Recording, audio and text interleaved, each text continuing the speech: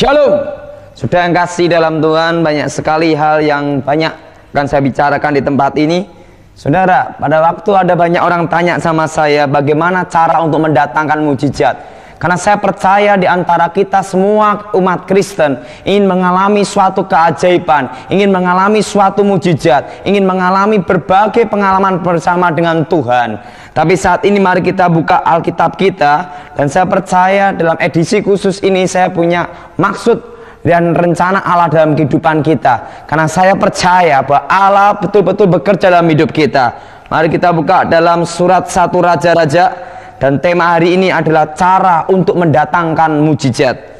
Surat 1 Raja-Raja, kitab 1 Raja-Raja pasal 18 ayat 30 sampai dengan ke-40.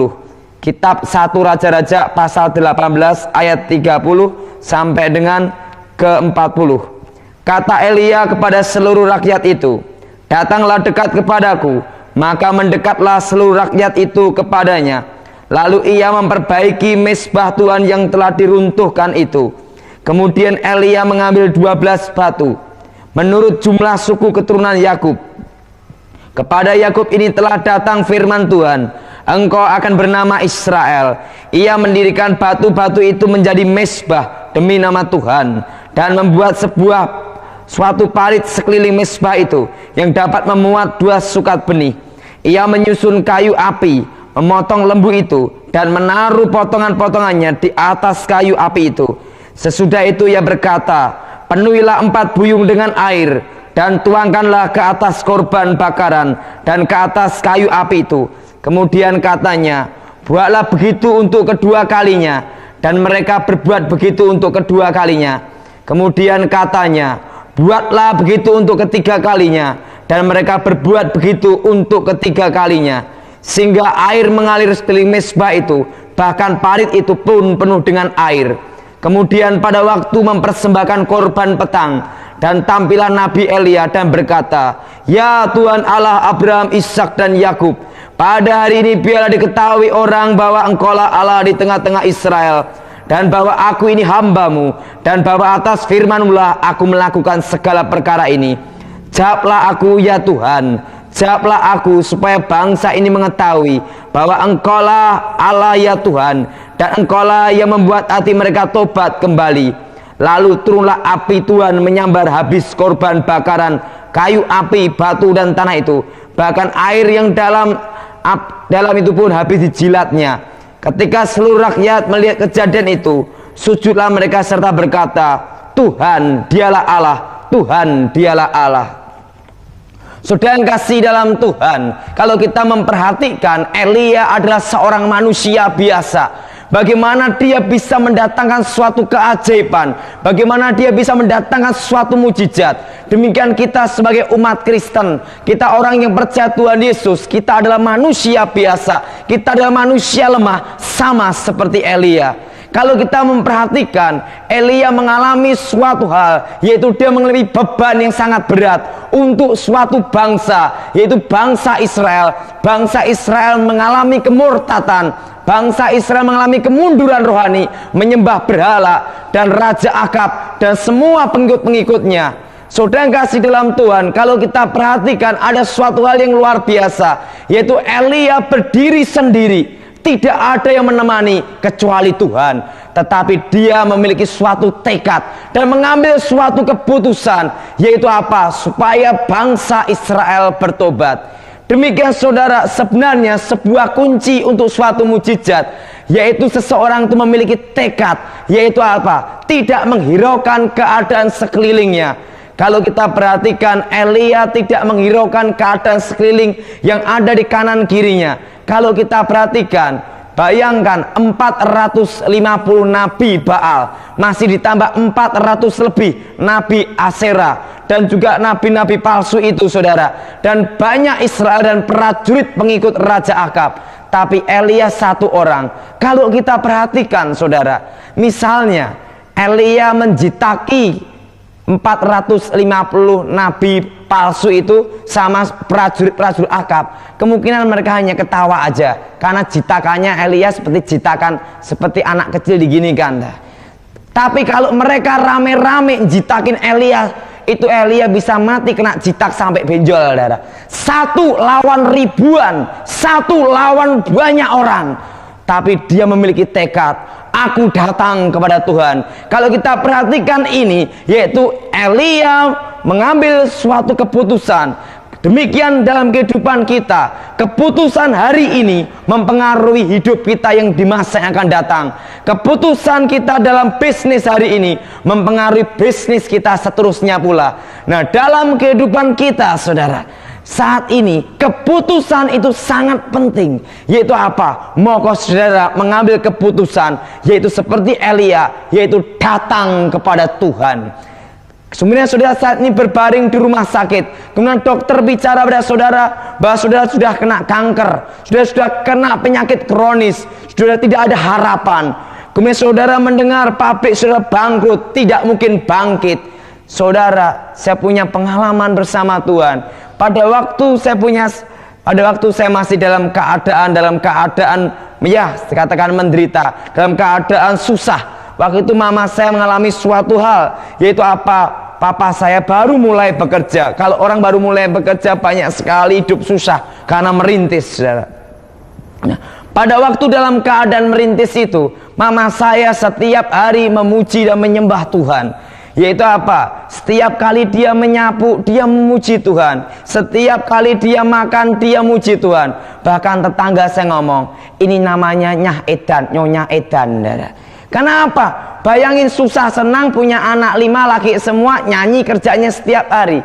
Demikian mama saya mengambil suatu keputusan.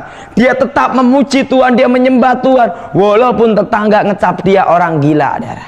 Dan saya beritahu saudara, tetangga yang mengecap mama saya gila itu, akhirnya rumahnya juga dibeli mama saya, saudara. Karena apa? Tetangga itu ngomong gini, saya tidak menyangka, saya kira itu Anda itu orang gila. Tapi karena saudara itu nyanyi muji terus, akhirnya saudara diberkati Tuhan, bahkan saudara berkelimpahan. Saya beritahu, kalau kita perhatikan seperti orang India itu, dia jatuh cinta, dia juga nyanyi hanya. Dan dia dalam kondisi bangkrut pun dia juga nyanyi hanya. Dan setiap kali dia dapat duit atau tidak dapat duit, dia tetap nyanyi.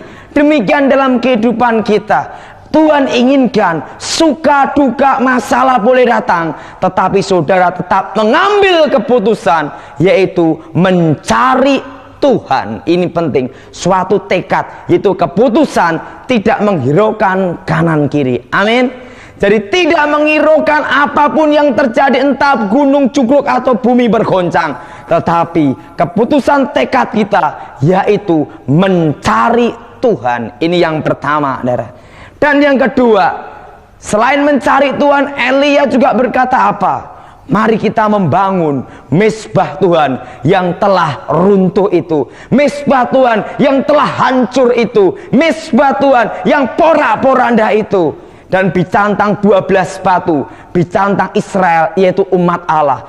Ini bicara tentang hubungan Allah dan manusia. Saudara yang kasih dalam Tuhan, kalau kita perhatikan, kalau kita simak, kita pelajari sungguh-sungguh firman Tuhan ini, ada suatu rahasia yang luar biasa, yaitu pemulihan hubungan Allah dan manusia. Saya berkata pada saudara saat ini, walaupun saudara saat ini berdoa pagi, siang, malam, jengkang-jengking sampai kepala botak, sampai kepala benjol, tetapi selama saudara menyimpan dosa, menyimpan kekecewaan, menyimpan akar pahit, semua doa saudara akan seperti angin lalu. Karena apa? Alkitab berkata apa? Mari membangun mezbah Allah yang telah runtuh itu, mezbah Allah yang porak-poranda ini. Ini bicara tentang masalah dosa, saudara, yang memutuskan hubungan Allah dan manusia. Bukannya tangan Tuhan kurang panjang untuk menyelamatkan, bukan tangan Tuhan kurang panjang untuk menolong saudara, bukan tangan Tuhan kurang panjang untuk menyelamatkan, dan telinga Tuhan kurang tajam untuk mendengar, tetapi karena dosa itu menghambat datangnya pertolongan Tuhan itu. Saudara, renungkan, kemungkinan saudara saat ini, saudara hubungan Allah dan manusia, dia bertanya, Tuh saya udah berdoa, saya mencari Tuhan, kenapa mujizat belum terjadi? Kenapa Allah belum datang dalam kehidupan kami? Kenapa Allah belum memulihkan rumah tangga kami? Kenapa Allah belum membuat anak kami bertobat? Saya beritahu, jangan salahkan orang lain, tapi introspeksi saudara sendiri. Introspeksi diri saudara. Kemungkinan saudara saat ini ada dosa yang terselubung. Kemudian saudara saat ini kecewa kepada suami. Kemudian saudara kecewa kepada anak. Kemudian saudara ada akar pahit kepada tetangga. Semua, saya beritahu saudara, yang menghambat suatu mujizat adalah dosa. Kalau saudara ingin mengalami mujizat, mari saudara, yaitu apa? Misbah ini bicara tentang hubungan Allah dan manusia, yaitu bait Allah, hubungan kita dengan Tuhan. Yang merusak hubungan kita dengan Tuhan adalah dosa, yaitu kecewa, pencurian, perzinahan. Kemudian saudara saat ini pernah suatu kali ada seorang berkata pada saya, ngomong demikian, Pak, saya ini punya istri dua, Pak. Yang pertama istri tua, yang kedua istri muda. Dan gini Pak, sebenarnya yang jodoh dari Tuhan itu istri yang kedua. Langsung saya ngomong gini, karena istri yang pertama sudah peyot, dasar kamu bandot tua, saya gitu.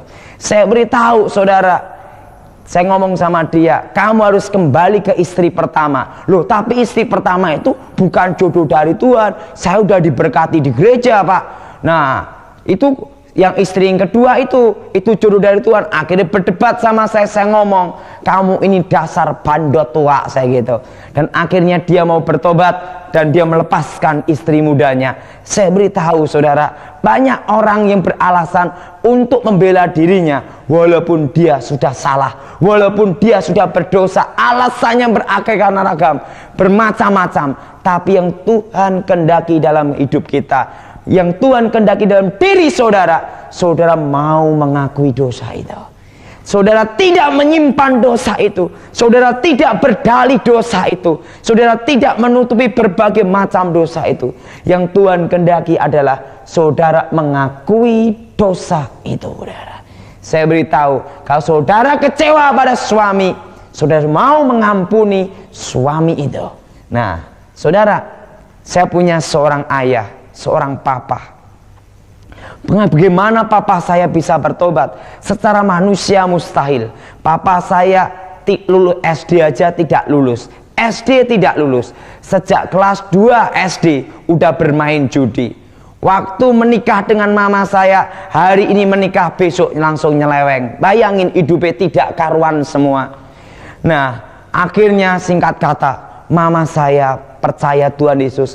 Mama saya bertobat, berdoa untuk papa saya supaya papa saya bertobat. Tetapi semakin didoain, papa saya semakin jadi, semakin tua semakin jadi, yaitu tua-tua keladi, makin tua makin jadi.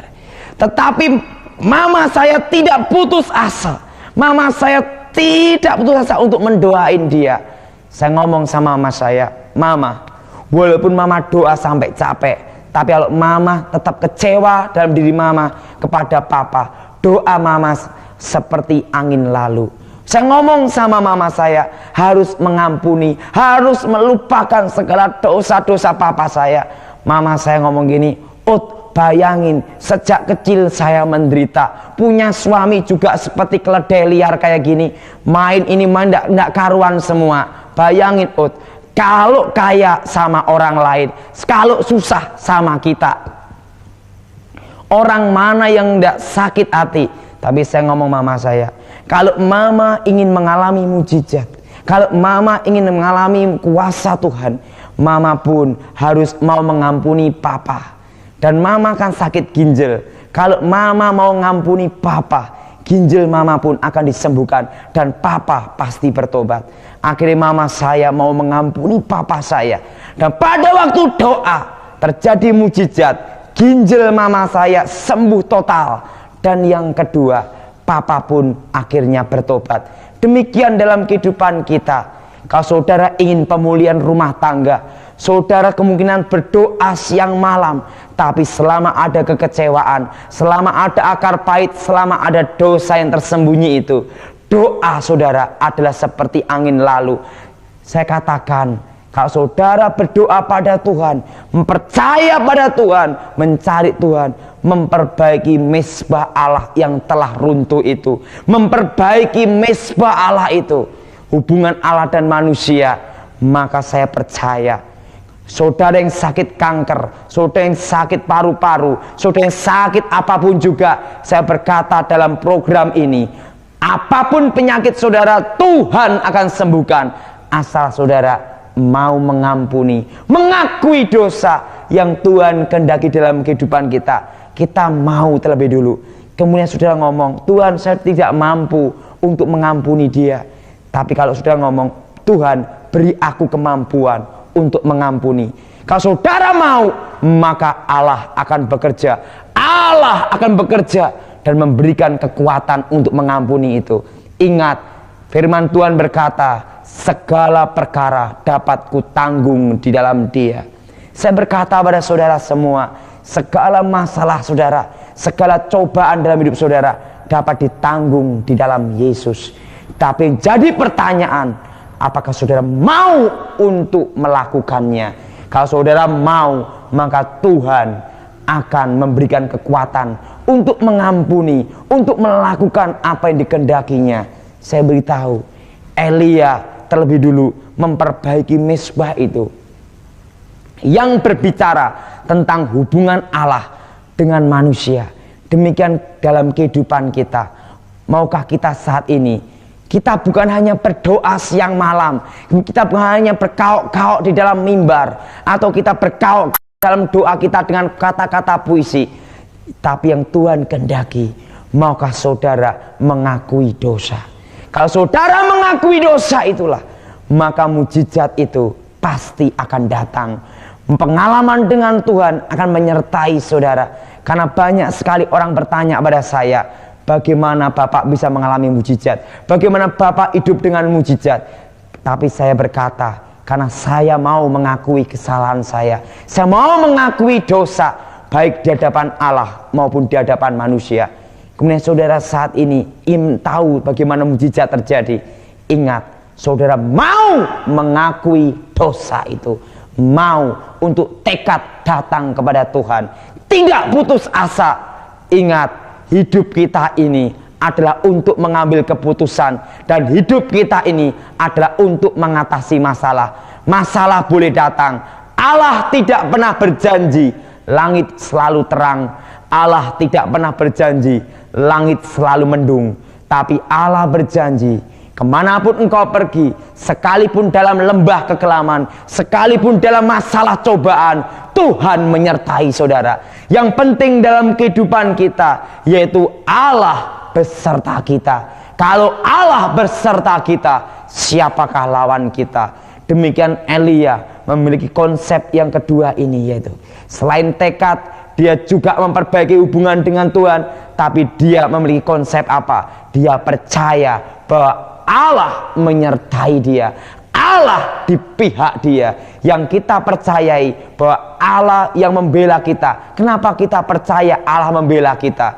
Karena dosa kita walaupun semerah kirmisi, walaupun dosa kita setinggi langit pun, kalau Tuhan sudah mengampuni kita, Dia berjanji pula untuk menyertai kita. Kita percaya kita sudah ditebus oleh darah Yesus. Kita percaya darah Yesus menebus kita. Demikian kita percaya bahwa Allah di pihak kita, Allah membela kita, karena kita sudah ditebus dan kita mengakui dosa. Saya beritahu tentang iman. Jadi kalau kita berdoa, kita ngakui dosa, itu seperti iman. Nah, harus beriman pula. Nah, ada suatu ilustrasi tentang iman ini.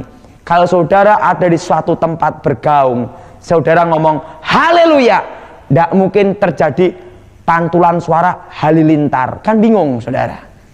Kalau orang ngomong haleluya, yang terdengar akan kembali suara haleluya. Bukannya haleluya, kembali suara halelupa. Lain saudara. Jadi saudara, saya beritahu, demikian iman. Kalau saudara melakukan, punya tekad mencari Tuhan, dan yang kedua, saudara betul-betul memperbaiki hubungan dengan Tuhan, saudara lakukan itu dengan iman. Iman itu seperti itu, saudara. Apa yang saudara katakan, saudara mempercayainya walaupun tidak melihat. Elia belum melihat api turun dari langit. Elia belum melihat api itu membakar mezbah itu.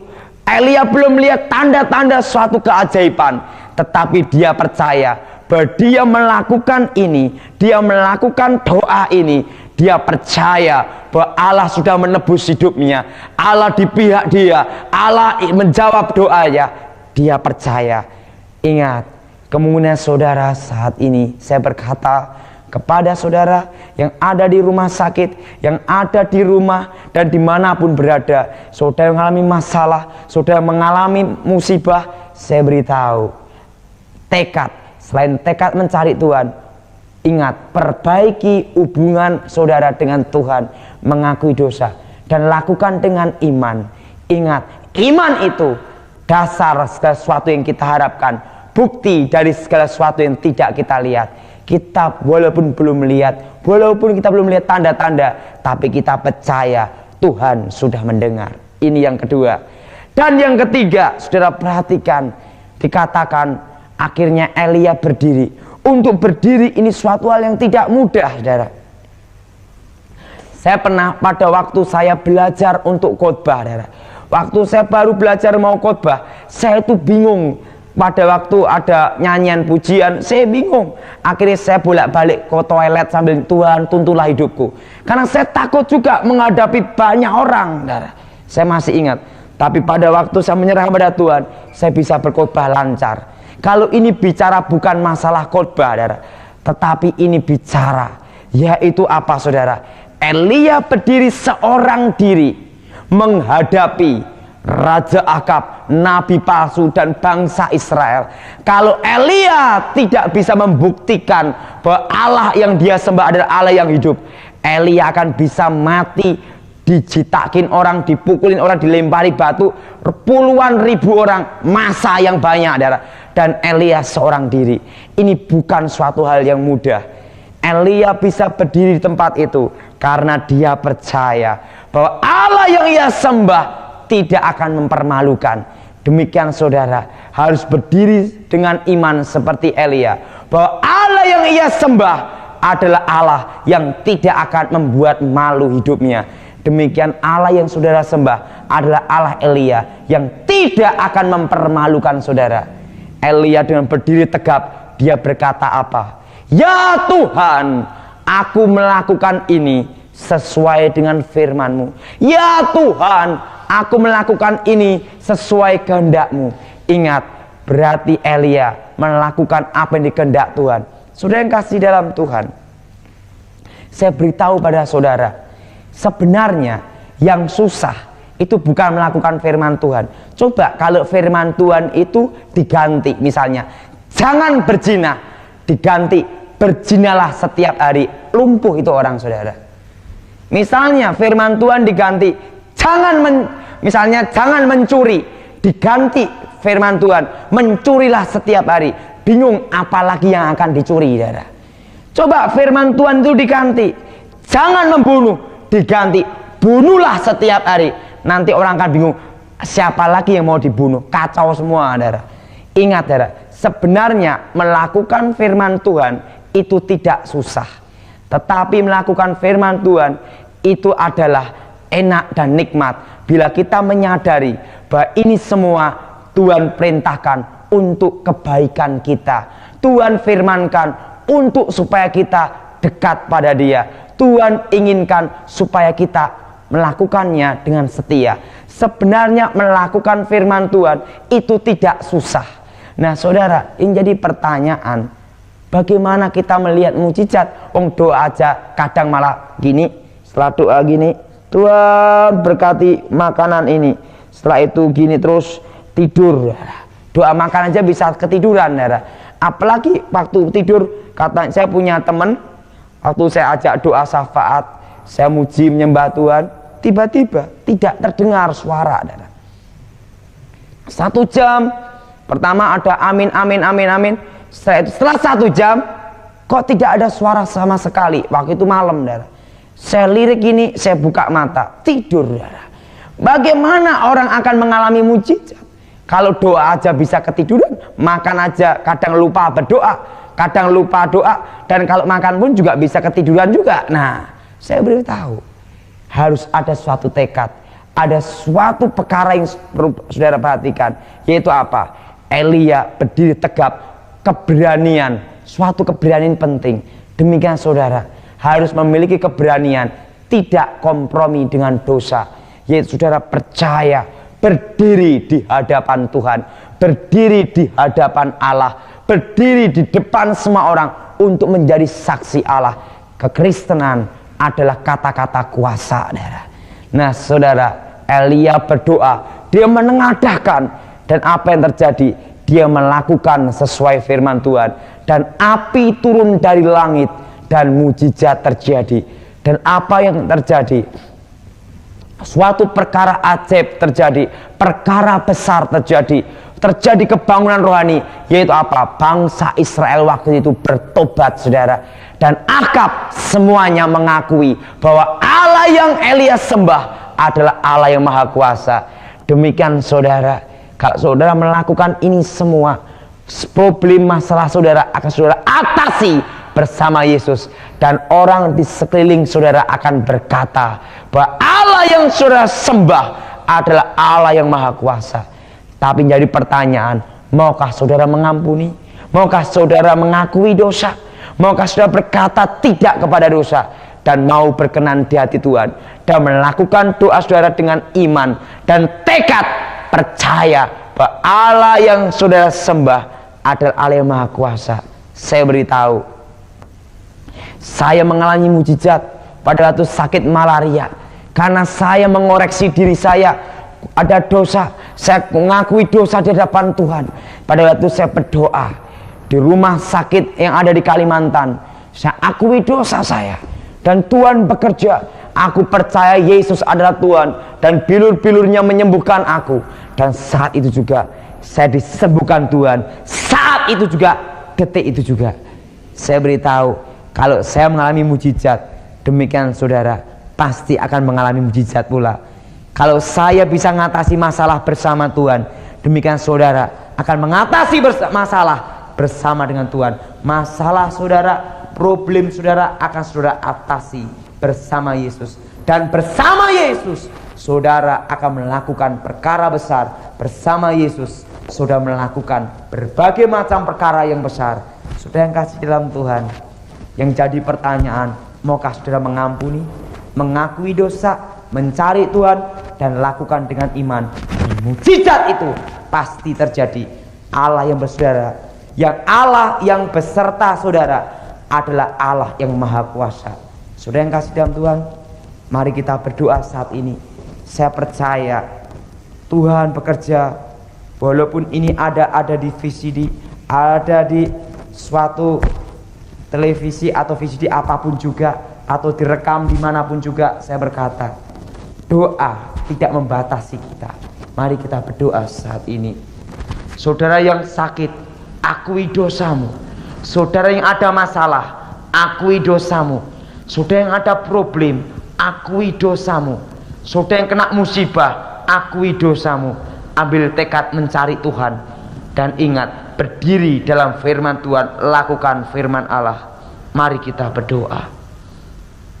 Bapa, aku percaya saat ini Engkau mendengar doa kami semua. Yang sakit, aku percaya Engkau sembuhkan dalam nama Yesus. Yang ada masalah, Engkau atasi masalah mereka, karena Engkau berjanji, walaupun dalam lembah kekelaman Engkau menyertai. Yang dalam keadaan musibah apapun juga, aku percaya Tuhan, Kau ampuni dosa mereka, dan Kau ulurkan tangan-Mu, dan kuasa Yesus bekerja. Di dalam nama Yesus, Bapa di surga, dikuduskan namamu, datanglah kerajaanmu, jadi kehendak-Mu. Segala kuasa setan, segala kuasa iblis, segala kuasa gelap kami usir keluar dalam nama Yesus. Dan darah Yesus membebaskan, bilur Yesus sudah menyembuhkan, dan nama Tuhan dimuliakan di dalam nama Yesus. Yang percaya katakan amin. Saudara yang punya jimat-jimat, yang dukun-dukun, hari harus bertobat juga. Buang itu jimat semua, buang itu semua perdukunan, karena ingat cara mendatangkan mujizat supaya tidak ada hambatan, yaitu apa? Jimat itu adalah setan. Tuhan tidak bisa bersatu antara Tuhan dan setan. Tuhan tidak bisa antara terang dan gelap bersatu. Ilmu hitam, ilmu putih, semua dari setan. Mari semua kita mencari Tuhan dan mujizat itu terjadi. Saya percaya Allah memberkati dalam program ini.